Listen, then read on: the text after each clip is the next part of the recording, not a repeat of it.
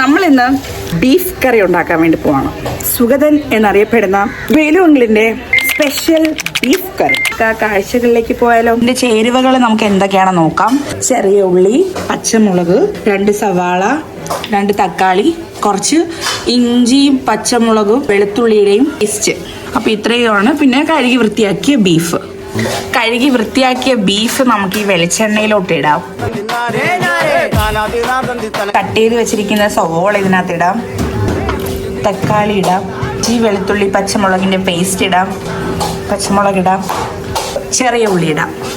എടുത്ത് വെച്ചിരിക്കുന്നതിൽ നമ്മൾ കുറച്ച് മാത്രമേ ഇതിനകത്ത് ഇടുന്നുള്ളൂ.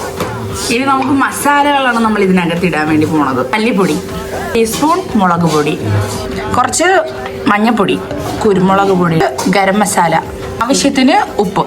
ഇനി നമ്മളിത് നന്നായിട്ട് തിരുമ്മി എടുക്കണം.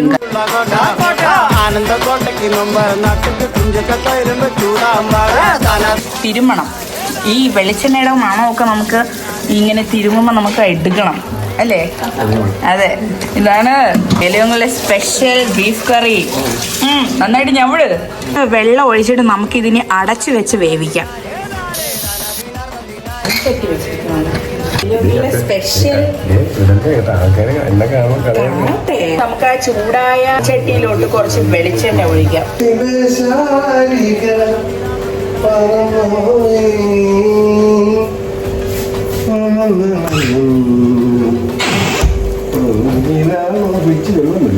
കടുകിട്ട് കൊടുക്കാം. നമ്മൾ മാറ്റി വെച്ചിരുന്ന സവോള, ചെറിയ ഉള്ളി, പച്ചമുളക് നമുക്ക് ഇതിനകത്ത് ഇട്ട് കൊടുക്കാം. സവോള ഒന്ന് വെന്ത് കിട്ടാൻ വേണ്ടി നമുക്ക് ഉപ്പിട്ട് കൊടുക്കാം. നമുക്ക് കുറച്ച് തക്കാളി ഇട്ട് കൊടുക്കാം.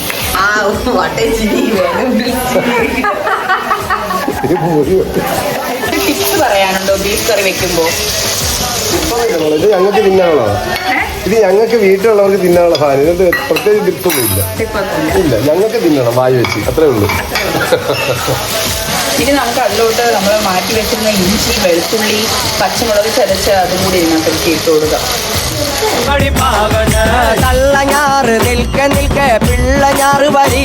മല്ലിപ്പൊടി ഇട്ട് കൊടുക്കാം. മുളക് പൊടി ഇട്ട് കൊടുക്കാം. ഗരം മസാല ഇട്ട് കൊടുക്കാം. കുരുമുളക് പൊടി ഇട്ട് കൊടുക്കാം.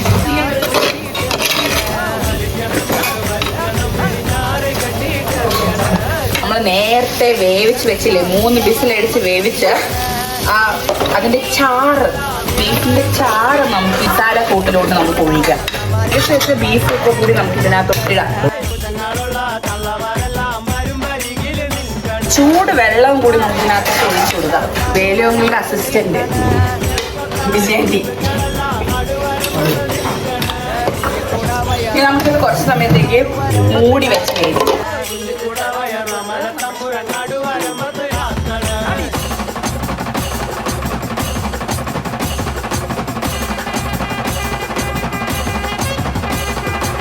കുറച്ച് മല്ലിയില ഇട്ട് കൊടുക്കാം. അപ്പോൾ ഗായ്സ്, വേലുവെങ്കിലിന്റെ കറി റെഡിയായിരിക്കുന്നു ഗായ്സ്. പൊറോട്ടയായിട്ട് കഴിച്ചു നോക്കാം ബീഫ് കറി, വേലുവെങ്കിലിന്റെ ബീഫ് കറി.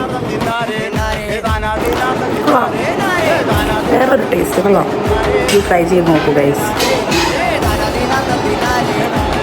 അങ്ങനെ വേലുവെങ്കിൽ ഉണ്ടാക്കിയ ബീഫ് കറി പൊറോട്ടയുടെ കൂടെ കഴിക്കുകയാണ് ഗായ്സ്. പറയൂ, എങ്ങനെയുണ്ട്? ബീഫ് കറി സൂപ്പറാ, പൊറോട്ടയും സൂപ്പറാ, ബീഫ് കറി കൊള്ളാം, super.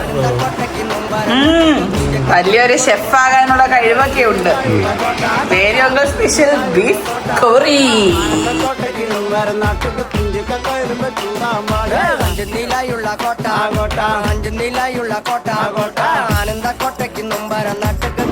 വേലുവെങ്കിൽ special beef curry.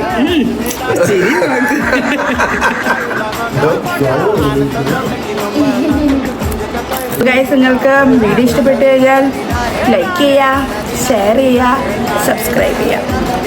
By.